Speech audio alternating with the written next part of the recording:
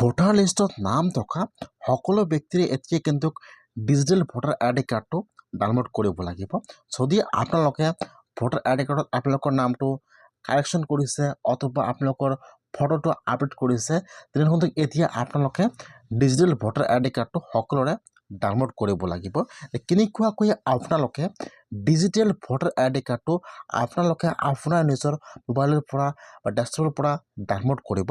মই আজি এইটো ভিডিঅ'ত আপোনালোকক সম্পূৰ্ণ প্ৰচেছ দেখুৱাই দি আছোঁ, চাই লওক কেনেকুৱাকৈ আপোনালোকে ডিজিটেল ভোটাৰ আইডি কাৰ্ডটো ডাউনলোড কৰিব চাই লওক। এতিয়া আপোনালোকে ফাৰ্ষ্ট এইটো অপশ্যনত আহিব লাগিব। আপোনালোকে NVSP লিখি চাৰ্চ কৰি দিব। এতিয়া কিন্তু আপোনাৰ ওচৰত অফিচিয়েল ৱেবছাইটটো অ'পেন হৈ যাব এনেকুৱাকৈ। এতিয়া আপোনালোকে ফাৰ্ষ্ট এইটো অপশ্যনত আহি লগইনত ক্লিক কৰিব লাগিব। ইয়াত যদি আপোনালোকে এতিয়াও লগইন কৰা নাই তেনেহ'লে আপোনালোকে চাইন আপত ক্লিক কৰি আপোনালোকে ফাৰ্ষ্ট ইয়াত আপোনাৰ ফোন নম্বৰটো ৰেজিষ্টাৰ কৰি লৈ ল'ব। যদি আপোনালোকে লগইন কৰিছে তেনেহ'লে আপোনালোকে ইয়াত চাব লগইনত ক্লিক কৰিব। এতিয়া আপোনালোকে ফাৰ্ষ্ট ইয়াত আপোনালোকে ফাৰ্ষ্ট মোবাইল নম্বৰটো ৰেজিষ্টাৰ কৰিব। যেতিয়া ৰেজিষ্টাৰ হৈ যাব তেতিয়া আপোনালোকে লগইনত ক্লিক কৰিব। এতিয়া আপোনালোকে ফাৰ্ষ্ট ইয়াত আপোনালোকৰ ফোন নম্বৰটো ইয়াত বহাই দিব আৰু আপোনাৰ তাত যিটো কেপচা আহি যায় বা ইয়াত যি ৱাৰ্ড আহি যায় আপোনালোকে ইয়াত কেপচাটো বহাই দিব। কেপচাটো বহাই দি আপোনালোকে এতিয়া ৰিকুৱেষ্ট OTPত ক্লিক কৰিব। যেতিয়া আপোনালোকে ৰিকুৱেষ্ট OTPত ক্লিক কৰিব এতিয়া কিন্তু আপোনালোকৰ মোবাইল নম্বৰত OTP আহি যাব। ইয়াত চাব দি আছে ইণ্টাৰ OTP। এতিয়া আপোনালোকে ইয়াত OTPটো বহাই দিব। OTPটো বহাই দি আপোনালোকে এতিয়া লগইনৰ ওপৰত ক্লিক কৰিব। যেতিয়া আপোনালোকে OTPটো বহাই দি লগইনত ক্লিক কৰিব এতিয়া কিন্তু আপোনাৰ ওচৰত অফিচিয়েল ৱেবছাইটটো বা হোম পেজটো অ'পেন হৈ যাব এনেকুৱাকৈ। এতিয়া আপোনালোকে অলপমান তলত আহি যাব। তলত অহাৰ পিছত ইয়াত চাব ইয়াত দিয়া থাকিব ePIC ডাউনলোড। এতিয়া আপোনালোকে এইটো অপশ্যনৰ ওপৰত ক্লিক কৰিব লাগিব। ইয়াত চাব দিয়া আছে ePIC ডাউনলোড। এতিয়া আপোনালোকে সেইটো অপশ্যনৰ ওপৰত ক্লিক কৰিব। এতিয়া আপোনাৰ ওচৰত আৰু এটা নতুন পেজ ইয়াত অ'পেন হৈ যাব এনেকুৱাকৈ। ফাৰ্ষ্ট চাব ইয়াত দিয়া আছে এপিক নম্বৰ, দুই নম্বৰটো চাব দিয়া আছে ফৰ্ম ৰেফাৰেঞ্চ নম্বৰ। যদি আপোনালোকৰ ভোটাৰ আইডি কাৰ্ড আছে তেনেহ'লে আপোনালোকে ইয়াত এপিক নম্বৰ চিলেক্ট কৰিব আৰু ইয়াত আপোনালোকৰ ভোটাৰ আইডি কাৰ্ড নম্বৰটো বহাই দিব।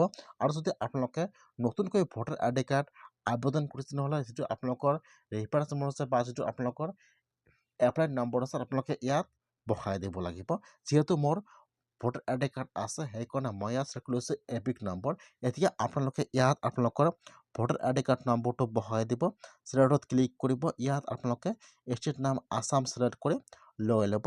তাৰপিছত এতিয়া আপোনালোকে চাৰ্চত ক্লিক কৰিব। ফাৰ্ষ্ট ইয়াত আপোনালোকৰ ডিটেইলছ অ'পেন হৈ যাব এনেকুৱাকৈ। আপোনালোকে এবাৰ ডিটেইলছটো সম্পূৰ্ণকৈ চাই ল'ব যে এইটো আপোনালোকৰ হয় নে নহয়। তাৰপিছত ইয়াত চাব তলত দিয়া থাকিব চেণ্ড OTP আৰু এইটো মোবাইল নম্বৰ লাষ্ট 4টা নম্বৰ ইয়াত শ্ব' কৰিব এনেকুৱাকৈ। এতিয়া আপোনালোকে নামটো চাই লৈ এতিয়া আপোনালোকে চেণ্ড OTPত ক্লিক কৰিব। এতিয়া কিন্তু আপোনালোকৰ ফোন নম্বৰত OTP আহি যাব। এতিয়া আপোনালোকে ইয়াত চাব দি আছে ইণ্টাৰ OTP। এতিয়া আপোনালোকে ইয়াত OTPটো বহাই দিব। OTPটো বহাই দি আপোনালোকে ভেৰিফাইত ক্লিক কৰিব। যদি আপোনালোকৰ ইয়াত মোবাইল নম্বৰ বেলেগ আছে কেনেকুৱাকৈ আপোনালোকে মোবাইল নম্বৰ চেঞ্জ কৰিব নেক্সট ভিডিঅ'ত সেইটো প্ৰচেছ দেখুৱাই দিম আপোনালোকক। OTPটো বহাই দি ভেৰিফাইত ক্লিক কৰিব। এতিয়া ইয়াত আহি যাব ডাউনলোড এপিকৰ অপশ্যন আহি যাব। এতিয়া আপোনালোকে ডাউনলোডৰ ওপৰত ক্লিক কৰিব। লগে লগে কিন্তু আপোনাৰ মোবাইলত বা আপোনাৰ ডেস্কটপত ডিজিটেল ভোটাৰ আইডি কাৰ্ডটো PDF ডাউনলোড হৈ যাব এনেকুৱাকৈ। এতিয়া আপোনালোকে ভোটাৰ আইডি কাৰ্ডটো অ'পেন কৰি চাব লাগিব যে আপোনালোকৰ নামটো কাৰেকশ্যন হৈছে নে হোৱা নাই, আপোনাৰ আৰু কিবা ভুল আছে নেকি। আপোনালোকে এনেকুৱাকৈ ভোটাৰ আইডি কাৰ্ডটো ডাউনলোড কৰিব লাগিব। সেইকাৰণে যদি আপোনালোকৰ নামটো কাৰেকশ্যন কৰিছে তেনেহ'লে আপোনালোকে এনেকুৱাকৈ নতুন ভোটাৰ আইডি কাৰ্ডটো আজিয়ে ডাউনলোড কৰি ৰাখি দিয়ক বা আপোনালোকে সেইটো PVC কাৰ্ড বনাই লওক। এইটো হৈছে কিন্তু আপোনালোকৰ ডিজিটেল ভোটাৰ আইডি কাৰ্ড।